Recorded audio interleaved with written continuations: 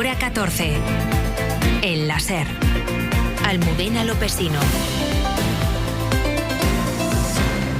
2:30, 1:30 en Canarias. Hace justo una semana Estados Unidos e Israel iniciaron una guerra contra Irán que ha puesto al mundo patas arriba. Un conflicto que se ha extendido por todo Oriente Próximo y en el que hay al menos 15 países involucrados. No tenemos intención de atacar a los países vecinos. Son nuestros hermanos. Debemos unirnos a estas queridas personas de la región y establecer la paz y la tranquilidad. Debo disculparme porque fueron atacados por Irán. De ahora en adelante, el ejército no debe atacar a los países vecinos ni disparar misiles, a menos que nos ataquen. Deberíamos resolverlo mediante la diplomacia en lugar de meternos en problemas luchando contra ellos.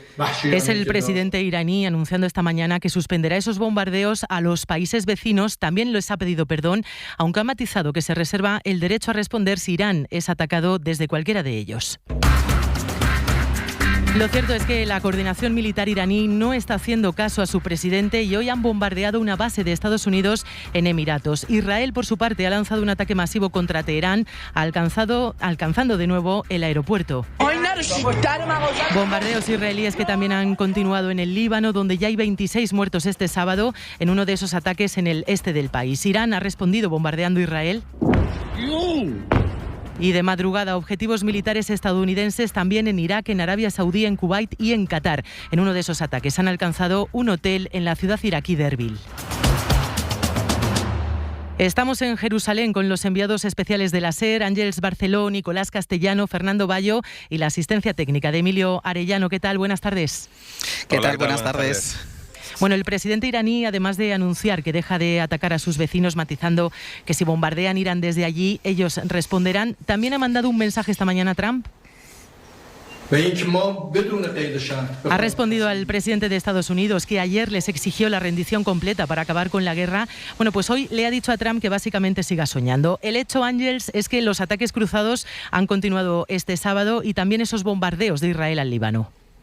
Que siga soñando, Almudena, se traduce en eso de que tú dices, en esa respuesta que está dando Irán a los constantes ataques israelíes sobre el país, buscando dañar estratégicamente algunas infraestructuras indispensables e intentando impedir la regeneración del régimen de los ayatolás. Sigue demostrando Irán que todavía tiene capacidad de respuesta y que el objetivo de la rendición, como exige Donald Trump, de momento no entra en sus planes. Aquí en Israel coincide hoy, como os contaba antes, el Sabbat, el festivo semanal de los judíos, y el Ramadán, periodo en el que los árabes ayunan hasta la puesta del sol. Por eso hoy las carreteras y las calles están especialmente desiertas, aunque nos contaban que ayer esta zona en la que estamos, que es en la parte árabe de Jerusalén, esta zona parecía una zona de guerra, nadie en las calles, nadie en los comercios y el ejército patrullando por estas calles. Estamos en la misma zona en la que estuvimos en septiembre cuando cubríamos el genocidio de Gaza, y hoy la entrada del hotel, por ejemplo, está rodeada de vallas y mucho más protegida de lo que es habitual. Desde que hemos llegado no han sonado las alarmas aquí en Jerusalén, pero sí lo están haciendo en el norte del país,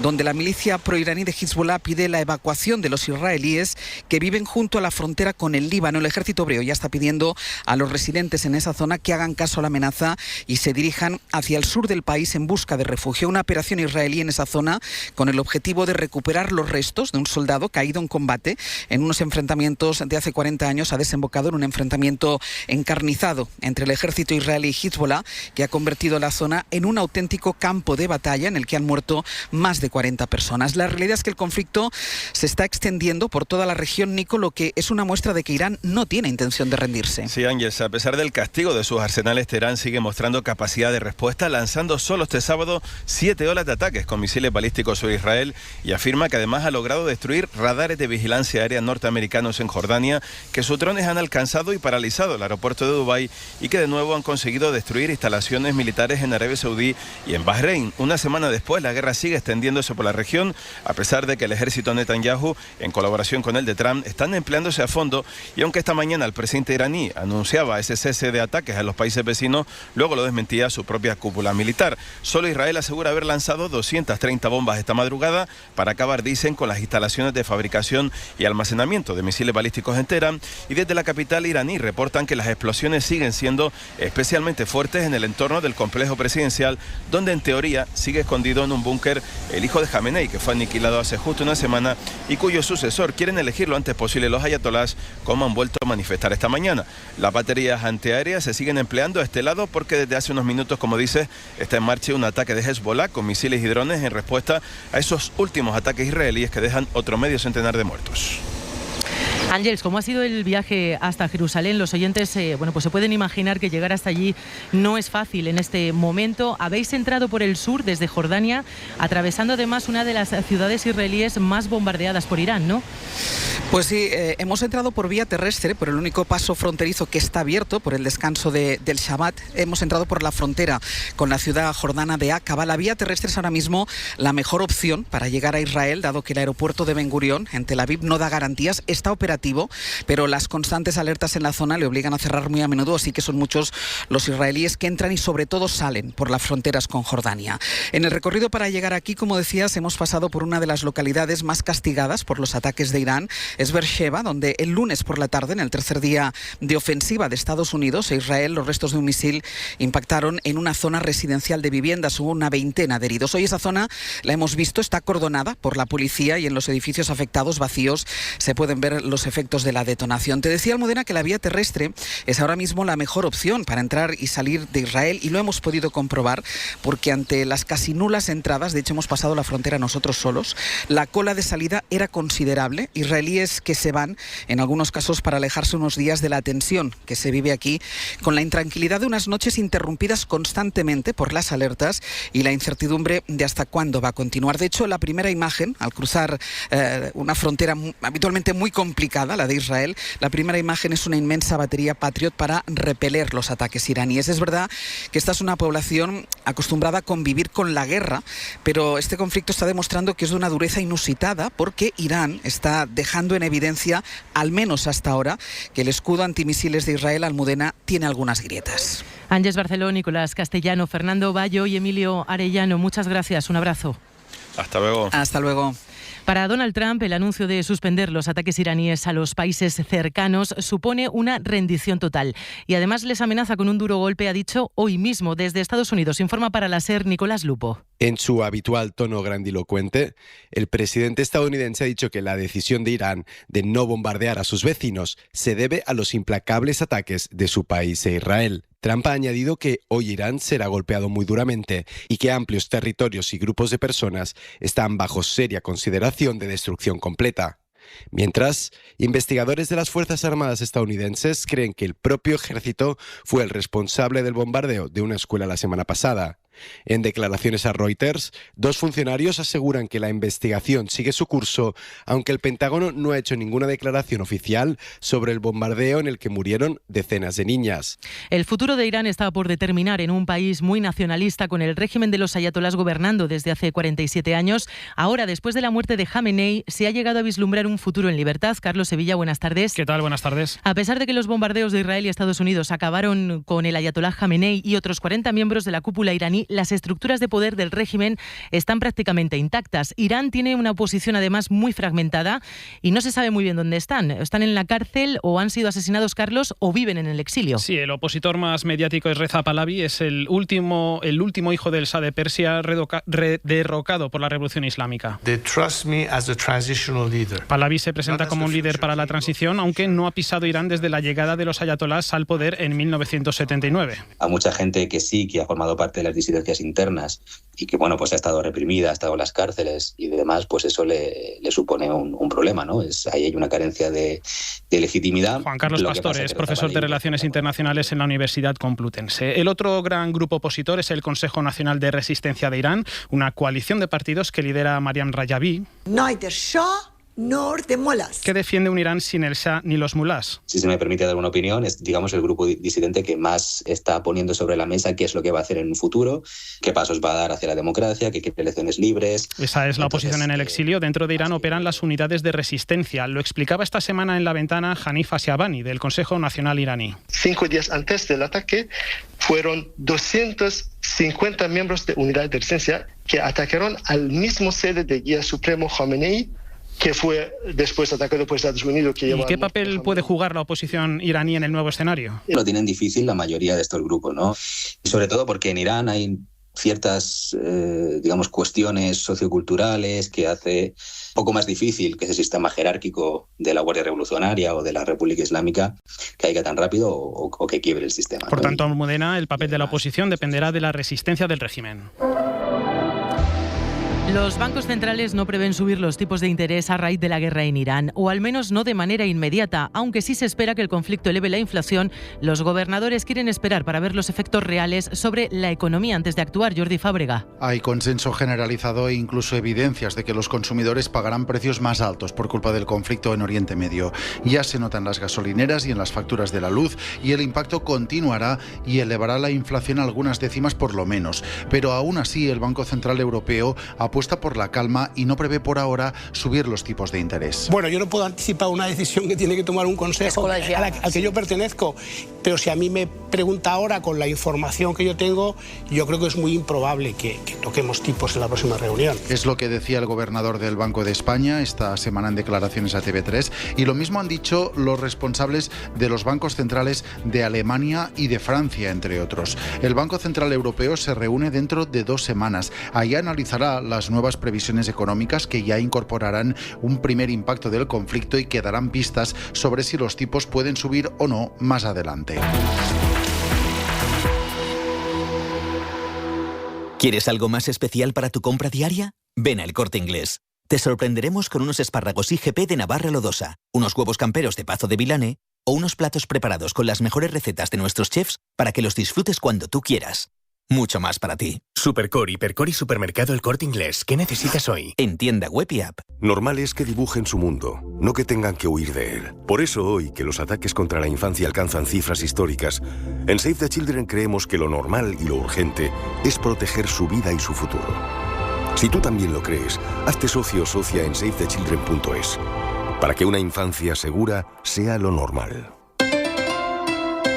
Pedro Sánchez ha estado esta mañana en Soria arropando a su candidato de cara a las elecciones del próximo domingo. El presidente del Gobierno ha cargado contra PP y Vox por apoyar una guerra que va a encarecer la vida y, sin mencionar a Trump, ha dicho que ser aliado no es ser un siervo. Belu Jiménez. Ha dicho Pedro Sánchez que Feijóo y Abascal lo que pasa es que confunden soberanía con servilismo en referencia a Donald Trump, aunque, como dices, sin mencionarle específicamente. Sánchez les ha llamado también hipócritas, diciendo que es muy fácil estar a favor de la guerra, pero que ni Abascal ni Feijóo van a pagar la gasolina ni el gas a los españoles. El no a la guerra es un sí a nuestras empresas. Estos que se les llena la boca de defender el campo y apoyan una guerra que les va a encarecer su día a día. Feijóo no va a pagar el gas, la calefacción de los hogares de Soria, ni Abascal va a pagar la gasolina de los tractores en León, o en Zamora, o en Palencia.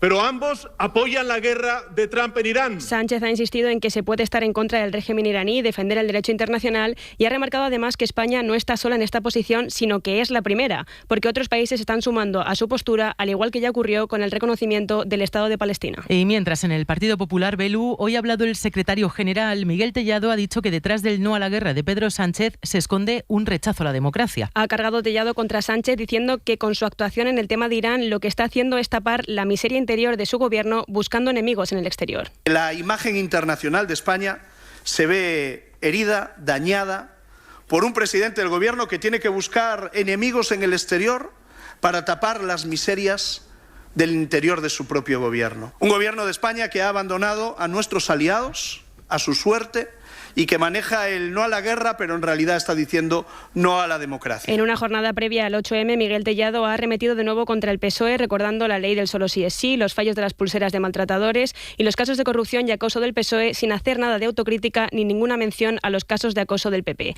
El secretario general ha tenido tiempo también de dedicarle unas palabras a Vox, después de que no apoyara ayer la candidatura de María Guardiola a la presidencia de Extremadura. Dice Tellado que Vox tiene que recapacitar y que, de no ser así, Vox solo demuestra que es un partido para bloquear y no para gobernar. Y los socios de Sánchez en el gobierno han defendido la posición del Ejecutivo en la guerra de Irán y acusan al PP de volver al espíritu de la guerra de la época de Aznar. Ernest Urtasun, de Sumar. Quien tiene que dar explicaciones estos días es la oposición de PP y Vox, y explicar por qué, particularmente el señor Feijóo, por qué ha decidido traernos de vuelta a España ese Partido Popular de la guerra del señor Aznar que parecíamos enterrado en las catacumbas de la historia, que el señor Feijóo parece que nos está volviendo a rescatar de la mano del señor Abascal. Desde Podemos llaman terrorista a Donald Trump y han exigido el cierre de las bases de Morón y Rota. Yone Belarra.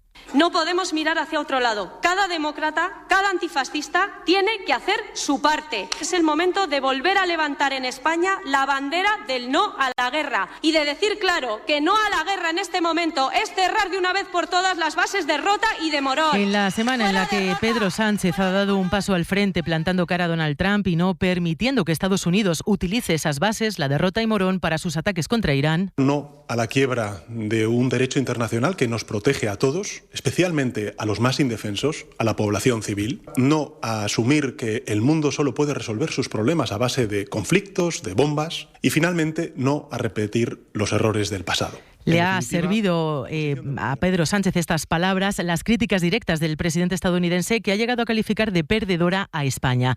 Pedro Sánchez se ha posicionado sin medias tintas y lo cierto es que a lo largo de esta semana ha ido sumando apoyos de sus colegas europeos, como el francés Macron, el británico Starmer e incluso la ultraitaliana Meloni. Es un balón de oxígeno para el presidente del gobierno y también una buena posición a nivel internacional. Jefe de política de la SER, Guillermo Lerma, buenas tardes. ¿Qué tal? Buenas tardes. El acercamiento de esos países europeos a la postura española reafirma a la Moncloa en la idea de que están en el lado correcto. El gobierno defiende que su posición sobre la guerra no responde a un cálculo electoral, es coherente, dicen, con la que han mantenido en conflictos anteriores como el de Ucrania, Gaza y ahora Irán. Sin embargo, nadie en el Ejecutivo obvia que este contexto es favorable políticamente para ellos. Donde más cómodo se siente Sánchez es en el escenario internacional, y que todo el foco esté puesto en el conflicto en Oriente Medio le permite coger un oxígeno que su coalición no encuentra en el tablero local, con la evolución de los casos de corrupción o la falta de mayorías parlamentarias, que es lo que provoca que el Ejecutivo vaya camino ya del tercer año sin poder aprobar un presupuesto. En el Gobierno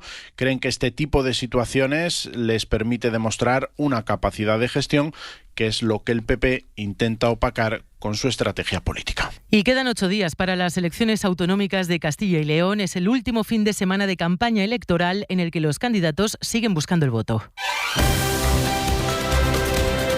El popular mañueco, actual presidente y candidato a la reelección, aspira a conseguir una mayoría que le haga soltar la mano de Vox. Las encuestas dicen que necesitará a la ultraderecha. El socialista Carlos Martínez espera mejorar los resultados de hace 4 años, aunque los sondeos sí pronostican para el PSOE un resultado muy similar al del año 2022. Valladolid, Beatriz Holandía. El PP ha defendido hoy en Soria su gestión al frente de la educación, la sanidad y la atención a los mayores. Alfonso Fernández Mañueco defiende su programa frente a las soflamas del resto.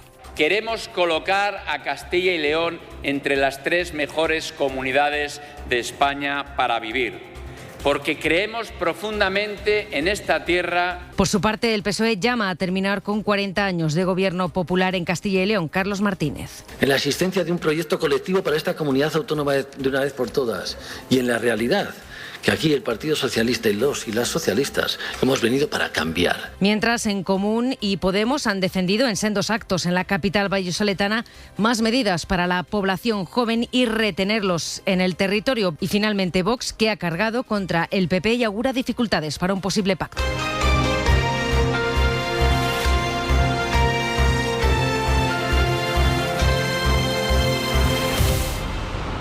La borrasca Regina está dejando lluvias muy fuertes en Aragón, en la Comunidad Valenciana y también en Cataluña.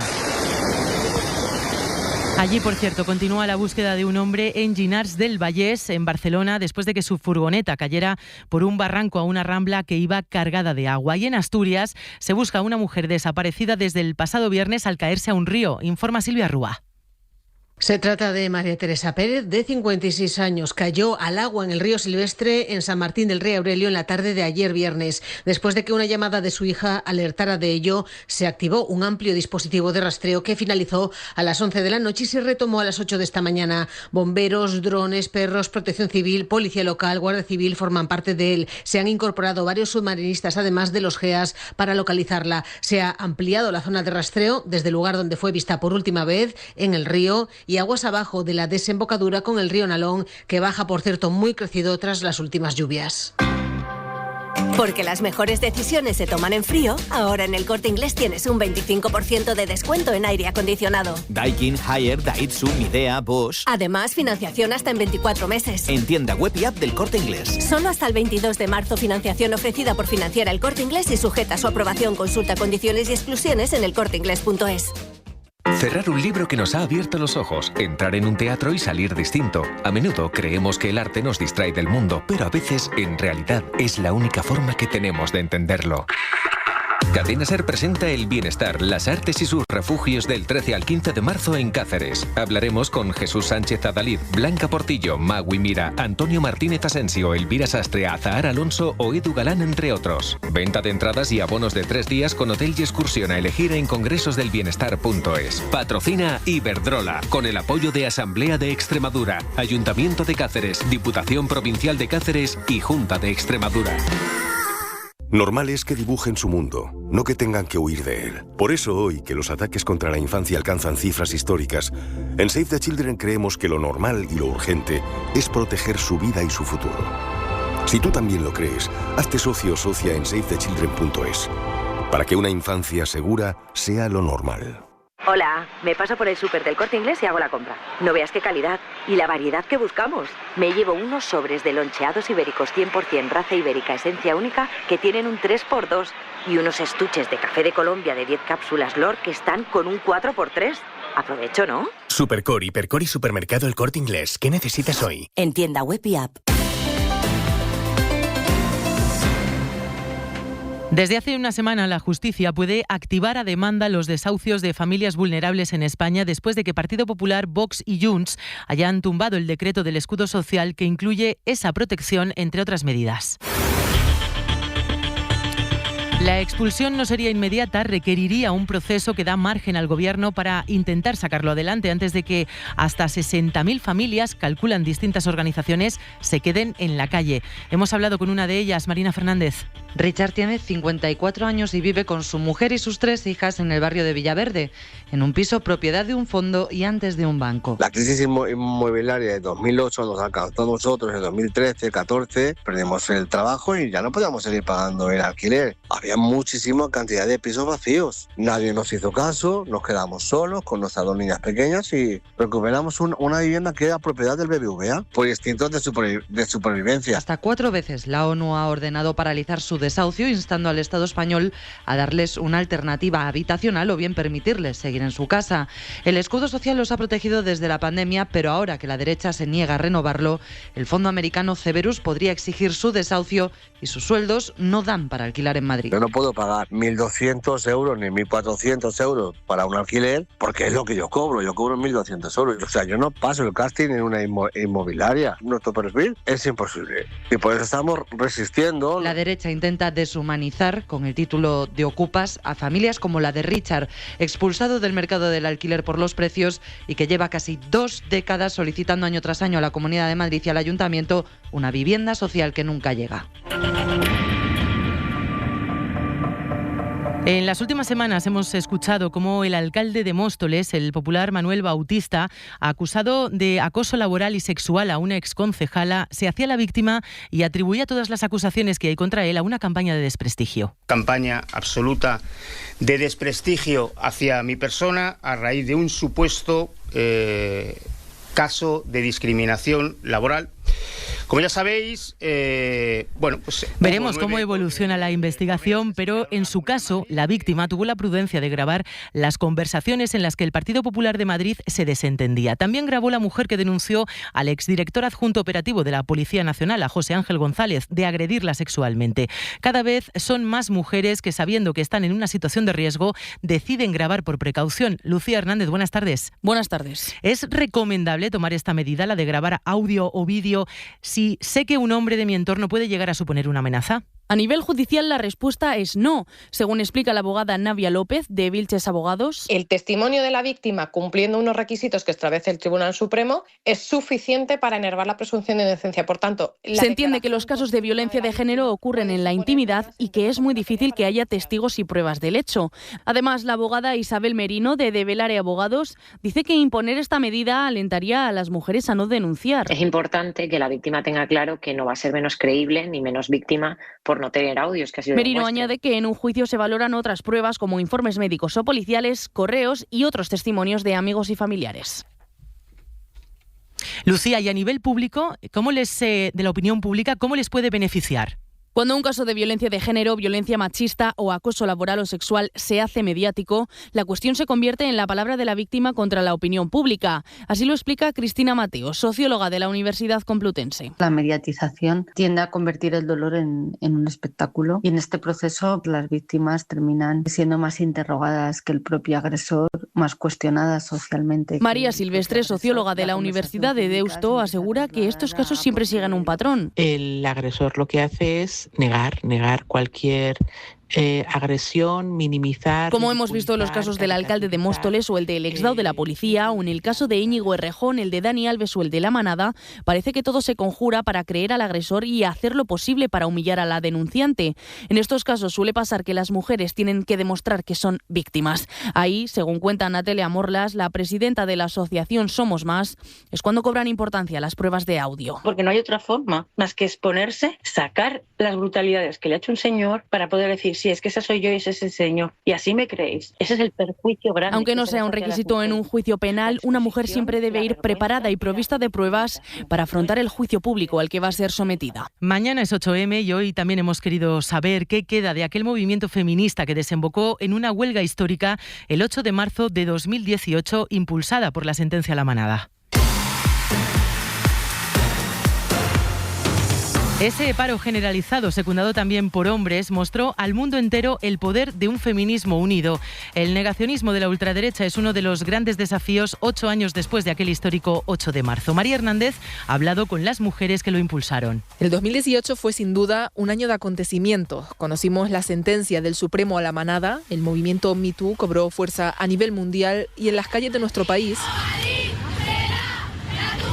las mujeres dijeron basta. En 2018, Vivi llevaba unos 9 años en la Comisión 8M, encargada de organizar la manifestación feminista en Madrid. Tengo un montón de recuerdos muy bonitos. Fue una locura de organización, de muchísimas reuniones. Recuerda aún así aquel año como una locura. Entonces salieron a las calles de toda España cientos de miles de mujeres en lo que pasó a ser una jornada histórica para el feminismo. Un proceso muy largo y sin embargo todas estábamos muy involucradas. Han pasado 8 años sobre lo que queda de ese movimiento histórico. Creo que la sociedad en la que estamos viviendo debe mucho precisamente a esa lucha que nosotras visibilizamos. Los logros principalmente, que ahora más mujeres se definen como feministas gracias a aquel año, pero también las luchas. No han dejado de matarnos, el patriarcado se rearma y quiere decidir sobre nuestros cuerpos. A lo que queda de ese feminismo histórico se le añaden además obstáculos. La ultraderecha lo que pasa es que llega dopada. Patri no estaba en la Comisión 8M aquel año, se unió un poco más tarde, en 2020, con una nueva mirada, la de un feminismo que ahora en nuestro país tiene que hacer frente a la extrema derecha.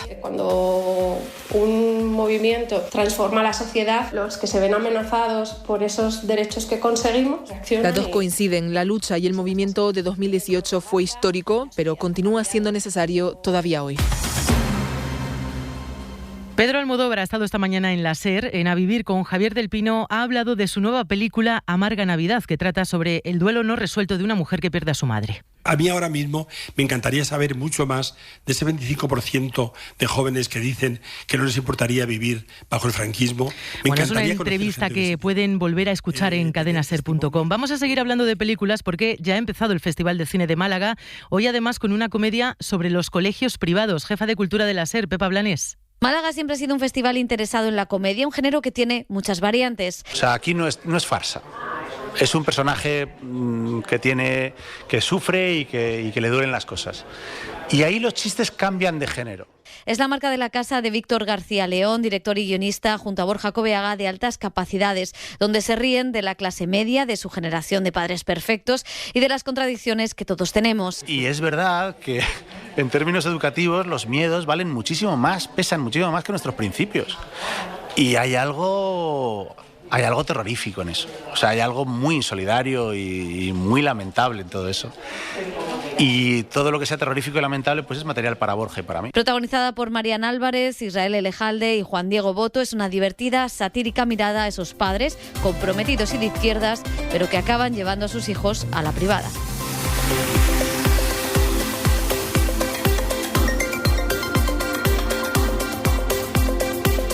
Pues así nos vamos. La información ya saben que sigue actualizada en nuestra web, en cadenaser.com, a lo largo de la tarde en Carrusel, y esta noche a partir de las 11 nos volvemos a escuchar con el resumen del día. Que pasen una feliz tarde. Adiós.